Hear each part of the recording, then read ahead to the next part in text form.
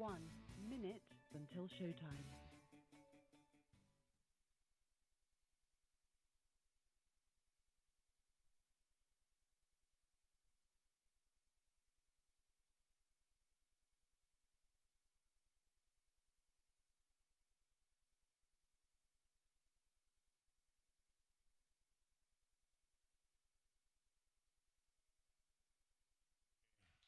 Yeah, that's not bad. It's too hot to do it the second time. We'll just let that one go, okay? All right.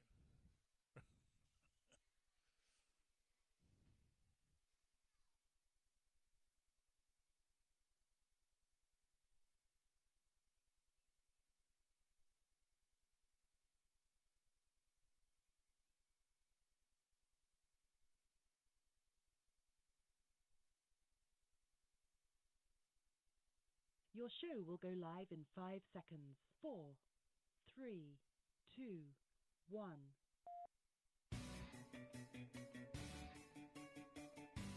Now, from the world's most famous beach, from where beach racing began, it's the Legends of Racing radio show. Live from racing's original North Turn Beach Bar and Grill in Ponce Inlet, Florida. The Legends of Racing radio show. And your host, Buzz McKim. Oh, thank you. And we're here with Tony Hynes today, too. The gruesome twosome, right? Yeah, well, boy, it is hot here today. I'll tell you what. There isn't a zephyr of a breeze anywhere, and we're just enduring, aren't we? It was too hot to have a third person up here. That's right. Yeah, we didn't want them taking up all this space. Yeah, we got to get the breeze blowing through here for sure. Yeah, this it's a pretty wild day today, and this is something we haven't tried before, just the two of us. But I think it's going to work out real good. In fact, we've had you on as a guest before, and you definitely earned your oats. This will be fun. That's for sure. Yeah. So this segment's being brought to you locally by Staples on International Speedway Boulevard. Anything for the office, they can hook you up big time. And we got some news here. We have a celebration of life for Dave Dragovich, our good friend who has been on the show. He's a great writer for the Area Auto Racing News and all that. And it'll be on August 14th at 11 a.m.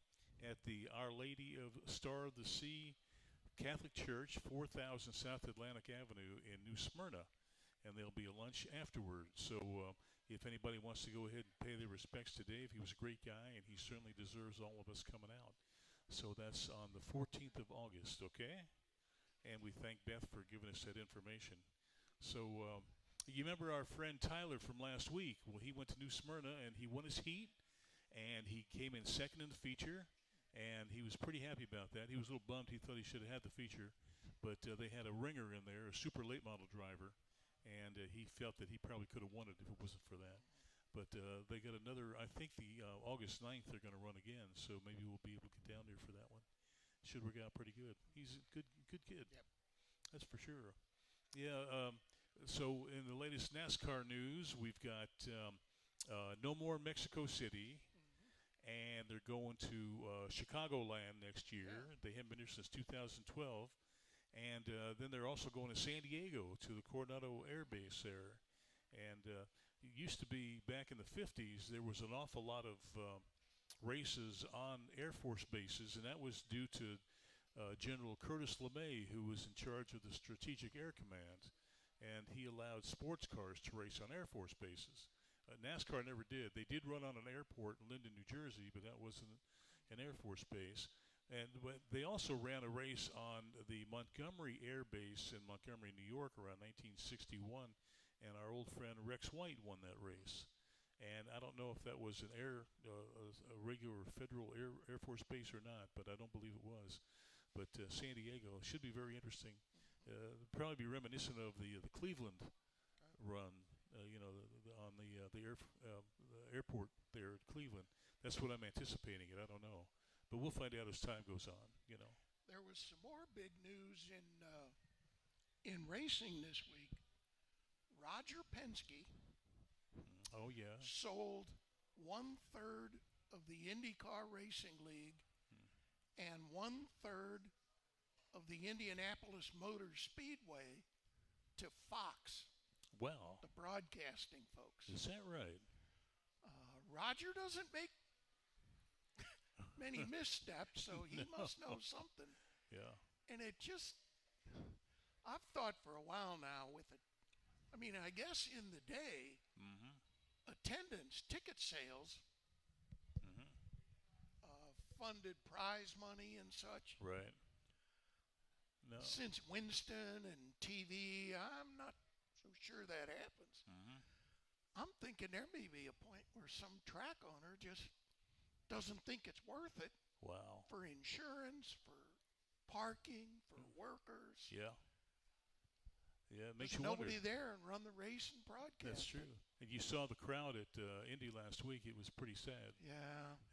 It was unfortunate. Although they claim it was 70,000, but when you have a facility that seats 250,000 or 325,000, it kind of looks like a pimple on your rear end.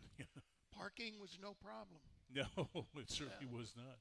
No, but how about Bubba taking that race? Yeah, Yeah. and he did it pretty convincingly, Yes. beating Larson Yep. in 2 restarts, I think. That's right. Yeah, Yeah. that was. And he was sweating out the gas too. Yep. So good for him. I think that really established him as a first-class driver. And it probably put a lot of rumors to rest and a lot of grumbling and everything. Well, I don't know. Yeah. The grump. And the Xfinity race on Saturday, Right.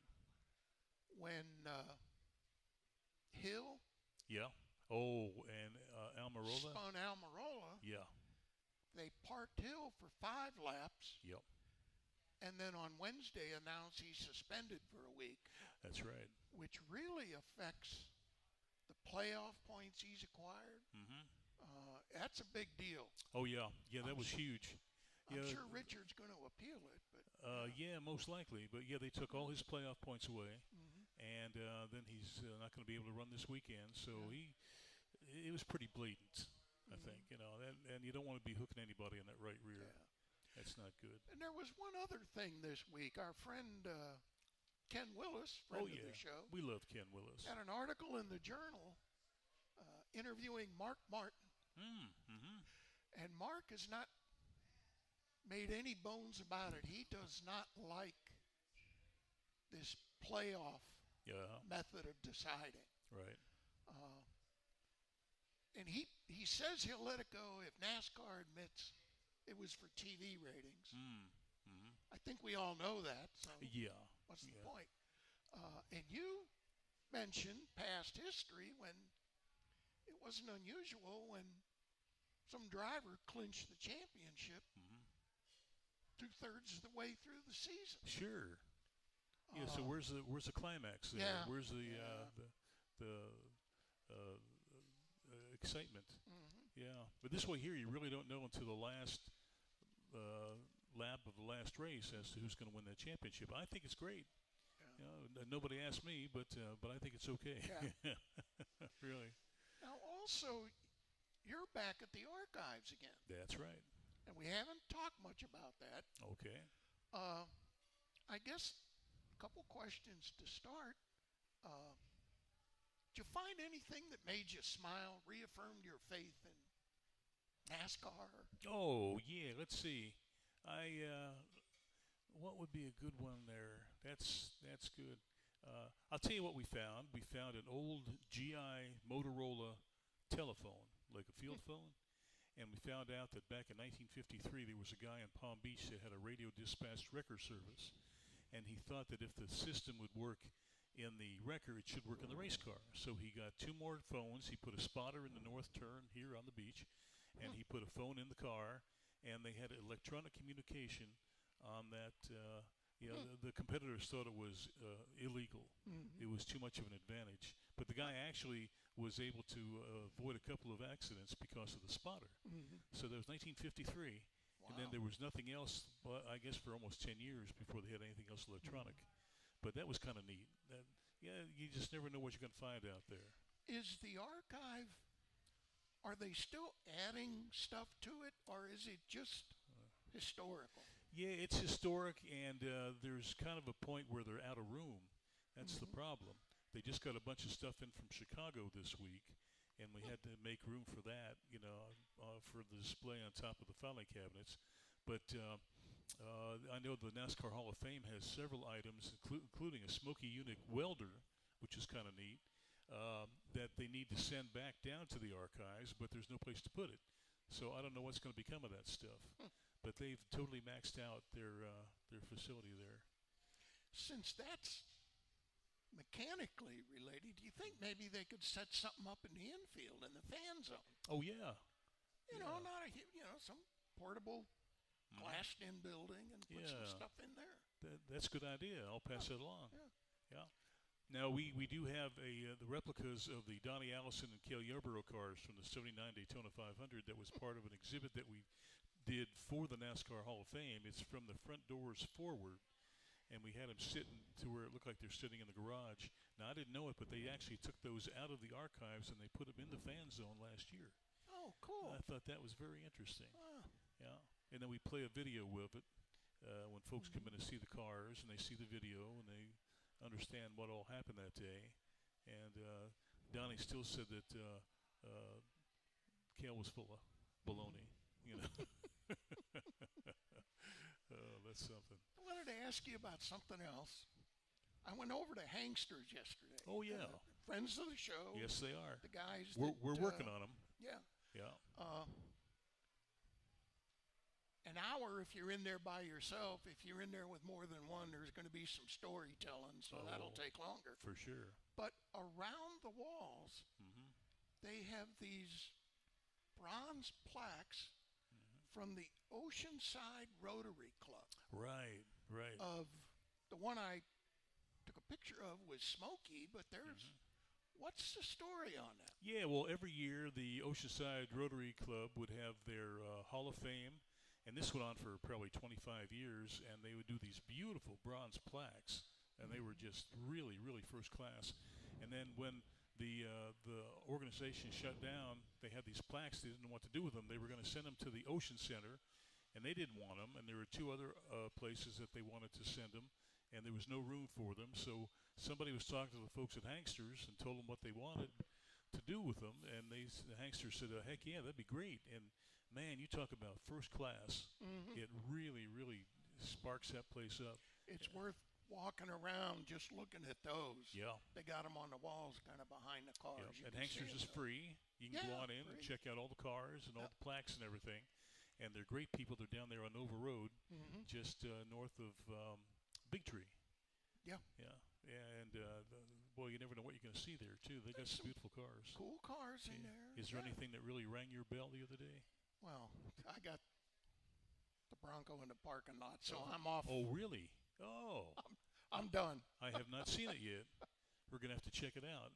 Yeah, so that's the end of your muscle car phase. Yeah. I've reached the decision. Yeah. I mean, I thought about the Mustangs now, and they're 400 to 500 for something you just order and get. Yeah, sure. That's more than I need. Yeah. Yeah, they're crazy. Yeah. So the Bronco's okay. Oh, yeah. That's great. Yeah. And it looks like a Bill Strop Bronco? Yeah. Red, white, and blue? Oh. In fact, I went over to the Motorsports Hall of Fame yesterday, too. And they have a Strop, one of the race, not the really? stocks, but the pro truck he built. Is that right? In there. I'll be darned. Well, that's very good. I haven't been there in a while. I know they've been changing some things around. I would almost think you could do that once a year, and there's stuff going on. Yeah, they're going to be getting rid of that big hydroplane. They're going to be moving that out. Oh, well, that'll get more room for cars. Yeah, for sure. That's quite a place. They've done a wonderful job. They've been there 10 years already, and they've done a beautiful, beautiful job on that place. And if you get a chance, I mean, it's not that much. I think it's only like $12 to get in or something like that. Yeah, 14 maybe, but it's money well spent. It's air conditioned. Yep. And for $59, you can take the VIP tour, which includes going to the archives. And the archives is not open to the public, and it's there strictly for research. And the only way you can get in is if you take that VIP tour.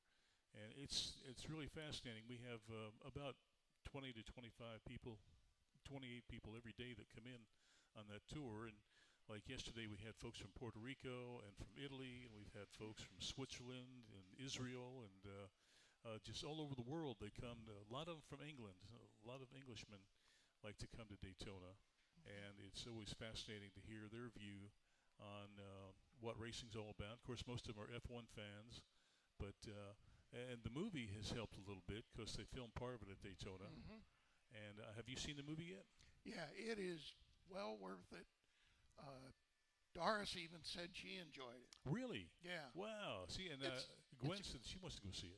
It's a good story. I mean, and it's, if you know a lot about cars, you might be disappointed. Yeah. They're F2 cars with F1 bodies and stuff. Uh-huh. But the start at the 24 hours is pretty cool. Is it really? Yeah, it's cool looking. Oh, that's neat. We'll have to check it out. Yeah. Maybe tomorrow afternoon. We'll go to the movies. Air conditioned again. Oh, yeah, yeah, you can't beat that. Boy, what was it like before air conditioning? Box fan in the window. Yeah, that's right. I remember those old days for sure. Exactly. So, how did you get started? You were a motorhead from the time you were a little kid? Yeah, probably. My older brothers had cars. They worked on them. Oh, did they? So, I'd sit there and watch and kind of and then every magazine I could lay my hands on. And I had a friend of mine worked at a drugstore with a soda fountain and the magazine. Oh, no kidding. Yep. So I never paid for a magazine, which enabled that. But yeah, it was, that's high school. That's kind of all we talked about was cars. Sure. Yeah. Street racing and stuff. Yeah. Yeah. What was your first car? 69 AMX. Oh, no kidding. 390 4-speed go package. Wow, that's pretty hefty. Oh yeah. Was in the Navy. Probably a year and a half going back and forth to St. Louis, and I finally had, I think, $1,500 built up, and it was time for me to get a car. Yeah. And we went looking around and saw some stuff, and then this used car lot had muscle cars, 2 AMXs. One was an automatic, the other was a 4-speed. Right. Took the 4-speed out, Doris in the car, driving around, and I go to get on the interstate, and I'd driven 4 speeds, but not a lot. Can you hold that thought for a minute? Yep. We have a quick commercial, and we're going to come back and find the rest of this story here. We'll be right back. The caution flag is out. Time for a break. We'll be right back with the Legends of Racing radio show. At Beach Boys Embroidery and Tees, it's all about making you happy. Beach Boys Embroidery can customize your athletic golf apparel, caps, hats, badges, buttons, magnets, backpacks, bags, totes, clocks, watches, and of course, T-shirts. Sure, they're at 2033 South Ridgewood Avenue in South Daytona, and they're waiting for you to call now. 386-255-5880. Beach Boys Embroidery and Tees. Let Aloha Marine get you on the water with huge discounts on great brands like Bayliner, Carolina Skiff, Hurricane, Key West, and Regal. Pay as little as $169 a month with 10% down and approved credit. Don't wait. Get to Aloha Marine, 1700 North Nova Road, Holly Hill, Monday through Saturday. 47 years and always better than boat show prices. We're back from where it all began, racing's original North Turn Beach Bar and Grill. The Legends of Racing radio show continues with your host, Buzz McKim. Oh, thank you, Owen. Appreciate that. We're here with Tony, and we're having a good old time reminiscing, going down memory lane. And this segment, it's brought to you by the Legends of Racing radio show Facebook page and YouTube page. You can check us out on YouTube Live and then Facebook an hour later. And you were going to tell us about your AMX. I'm getting ready to get on the highway, and I'm looking over my shoulder, and I think I had it in second gear, and it's clear, and I laid into it and let out the clutch, and the thing went sideways out on the interstate. Really? And I got it straightened out and zooming on and get off the next one to go back to the dealer. And any car that gets on the highway sideways, I'm buying. That was my criteria. I even ran it out of gas on the way back to the dealer. Really? And they had to come out, put gas in it, get it back there. And then he said, well, somebody else has already put a deposit on it. Oh, boy. And I said, wow, that's tough. I think he wanted $1,400 for it. You're kidding. I got a check for $1,400 Holy right here. Cow. And he said, well, let me call him. And he called him and talked the kid into taking the one with the automatic. And I got the 4-speed. Yeah. So that was the first car. I'll be darned. That had the short wheelbase, too, didn't it? Yeah, it was just a 2-seater. Yeah. Oh, was it really? Yeah. I'll be darned. Back of it was just carpet. Oh, yeah, it was a shortened Javelin. Yeah. Yeah, I guess that the short wheelbase would really make it stand up and run, huh? Yeah, my first car was a 59 Ford convertible with a 332 automatic, and somebody had stolen it from the previous owner and had run it into a guardrail and tore the whole right side off it. So my dad had a body shop at the time, so we got the thing for like $200, and he went ahead and put a new side on it, and that was my first car. And we look at my wife and I like to watch old Perry Mason movies, and there's a lot of 59 Ford convertibles in there, and it kind of takes me back to the day. You see some of those on the old Twilight Zone episodes. Oh, do you really? There's a lot of cool old cars show up on there. Yeah, we watch Perry for the cars. Yeah, the 64 T-Bird. Oh, man, was that a sweetheart. Really nice. And then he had I think it was a 59 or a 60 Lincoln, and that thing was a tank. It was it was bigger than this room, it seemed, you know. But it's always fun. Yeah. So how long did you keep the AMX? 3 years, maybe. Oh, really? Because the Navy was threatening to send me to Athens, Greece. Oh, boy. And I didn't think a 69 AMX would go well in Athens, so I bought a Fiat. Oh, there you go. Fiat X19, a little mid-engine. Yeah. Bright yellow. That was a lot of fun. I'll bet. Did they send it over? I didn't get sent. That's a whole. Oh. That's a sea story. All of those sea stories are. Yeah, no. Thankfully, they did not. That was not pleasant. I'll be darned. Yeah. Yeah. How long were you in the Navy? 6 years. Oh, is that right? 71 to 77. Well, we appreciate that. Thank you. Yeah. Did you ever go out to sea? I did 2 med cruises, about 7 months each. And then the last one was a Mid-East cruise. Oh, boy. Down through the Suez Canal. Is that right? I bet that was an adventure, huh? It was. It was, yeah. Did you enjoy it?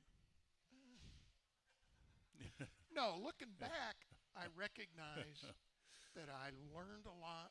Right. I was in electronics. I learned a lot of electronics. Learned a bit about dealing with people. Yeah. Saw a lot of the world. I mean, places they taught. We were in Iran. I've been there. Oh, boy. Kenya. Yeah, all sorts of places. Our daughter went up to see our granddaughter, who's in the Navy, up in Norfolk. She went up last week. And she's on the Tortuga, which is Spanish for turtle. And they're supposed to be going out sometime in September. But she said, as of now, the engine room has rust in it. There's no running water. There's no kitchen. And she has no idea how they're going to get that place ready to go. They're going to be going out to sea. So she's not holding her breath. Do you know what kind of ship it is? I sure don't. That name kind of rings a bell, doesn't it? Well, no, it's doesn't sound like it would be a combatant. No, I don't think know. so. It could be a supply ship or something. Yeah, that could be. Yeah. She's a quartermaster. Oh, and, wow. They steer the ship. They do. Yeah, and she's only about this big. Yeah. So she's got a big wheel that's bigger than she is. They would not let ET steer the ship. Is that right? We had what was called a high drift factor. Oh, did you really? You know, you can't be steering the ship and, oh, look, a dolphin. So, no, they did not let us steer the ship. I'll be darned. No. I'm sure it was nothing personal. Yeah, she married a guy from North Carolina, and they're getting their housing this week. And he's a quarterman, not a quarterman. He's a corpsman. And, yeah. So they're doing real good. We're really proud of her. Yeah, right out of high school, she had been taking ROTC for a couple of years, and right out of high school, she just got sent right up to Norfolk, and we couldn't be happier for her. That's what I did. I graduated in June and went in the end of September. Yeah. Interesting. And it was probably the best thing that ever happened to you, huh? I think so. I was sort of a malcontent most of the time, stirring up shit. Yeah. Barely getting by with a haircut and stuff. So, oh my gosh. Jeez. Yeah, in the archives, you tend to have time to do a lot of research, and we found that if you came in 7th in this year's Daytona 500, you would make in the ballpark of $650,000 for 7th place, not even winning the race. But now you look back in 1941 when they had the race on the beach, the fellow that came in 7th in that race won 3 pairs of socks. So racing's come a long way. Yeah. I did have a couple NASCAR questions. This is not stump. I've given up on stump. Oh, go ahead. Try to stump. Louis Ozinski Sr. Okay. All right. Yeah, was he? He was the attorney for NASCAR. Yep.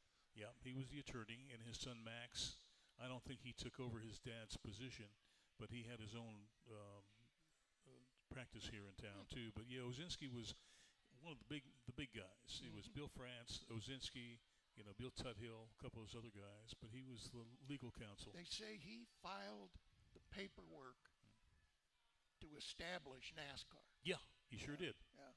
He sure did, yeah. How about 29 Goodall Avenue? Okay, that's the house that Bill France used to live in. It's still there. Yeah. And it's right off of Peninsula and Broadway and or International Speedway Boulevard.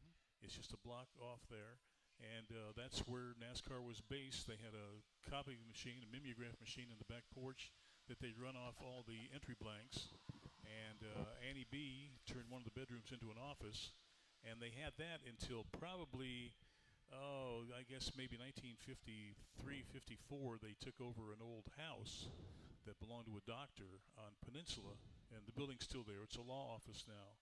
But it was a beautiful old kind of a Queen Anne looking kind of house that belonged to this doctor who practiced out of the house. He didn't have the residence benefits over at Halifax, so he worked out of his house. And NASCAR bought it, and that was their they were over on Main Street for a while, right next to the bank. Yeah, 800 Main Street, the Selden building. That's right, the Selden building upstairs. And then they moved over to Peninsula, and then they moved to the Speedway in '59 when the track was built. So they did some bouncing around. And Bill had a couple of different gas stations. He had one on Main Street, of course, the one that's still there. Then he had another one on Halifax in Main Street, which is just a lot now.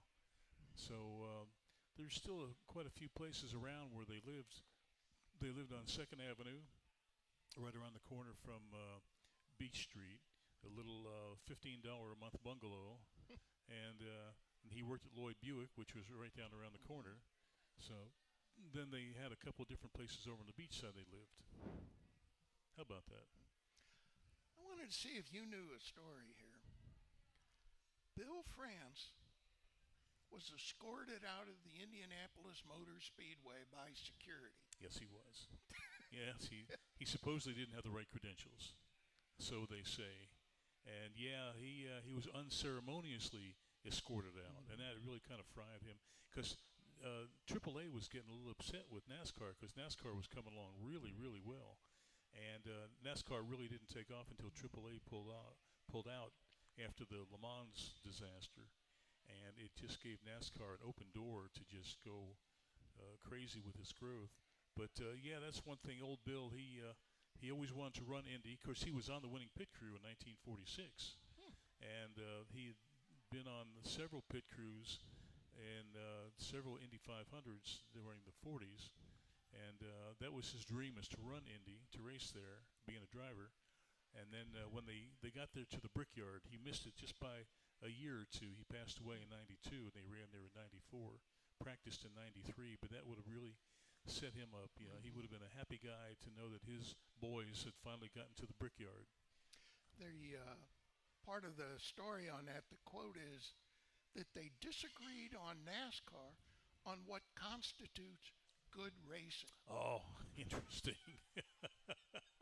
Well, we know what good racing is. Yeah. Absolutely. Yeah, we're going to take another quick break. We'll be right back with the Gold Dust twins, right? Thank you. The caution flag is out. Time for a break. We'll be right back with the Legends of Racing radio show.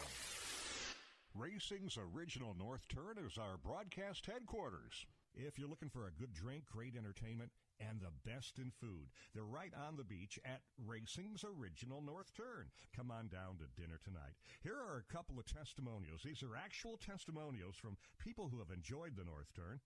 Been there many times, always great food and drinks, great location on the beach.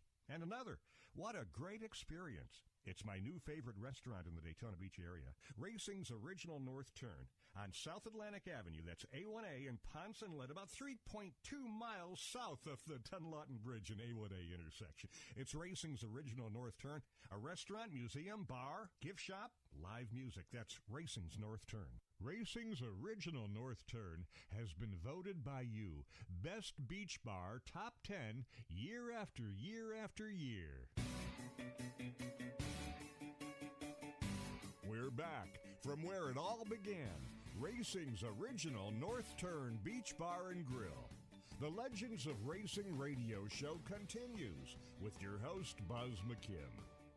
And Tony Hynes, too. Thank you, everybody. This segment's being brought to you locally by the Daytona Flea and Farmers Market, voted one of the top 5 markets in the country by USA Weekend. And visit our Shop Now network and our Shop Now at the Daytona Flea and Farmers Market Facebook page for the latest in vendor tours. And if you're around next week, we have a really neat guy coming. His name is Darrell Wolf. Darrell's a hometown boy, born here, went to his first Daytona 500 when he was 5 years old, the day that Benny Parsons won. And not long after that, he got a job with NASCAR, and he was with them for over 30 years. He's retired now. But he can tell you a lot of the neat stuff that went on the inside of NASCAR. He worked with Mike Helton and Jim France and Steve O'Donnell and Steve Phelps and all those guys. So if you want to get some real neat inside scoop next week, check us out with Darrell Wolf. He'll be a very entertaining guest for sure. I had another question for you. We'll see now. Part of the Bill France Sr. legend is he built Talladega. Drivers tried to run on it, and they were scared of it. The tires were coming apart. That's right. He got in a race car and took off and ran it around to show them up. Yep. What kind of tires were on the race car? The tires that they ran. Well, Goodyear's. Yeah. Firestone left, apparently. That's right, yeah. Whose car was it? It was a Holman Moody rental car. Yep. And the archives has the paperwork. He rented it from Holman Moody for $1. And Tiny Lund drove the car in the race. Bill ran in the 170s with that, but the guys were running in the high 190s. So he said, look, there's nothing wrong with this. Look, an old man can go out there and run in the 70s. And they said, that's beside the point. You know, we're running in the 190s, and it's too dangerous. The tires were chunking. The track was chunking. And so they pulled out. And only a handful of guys kept their word to run, like Bobby Isaac was one of them. And Richard Brickhouse driving the Paul Goldsmith car, the Charlie Glotzback car. And that was the first race for the wing car.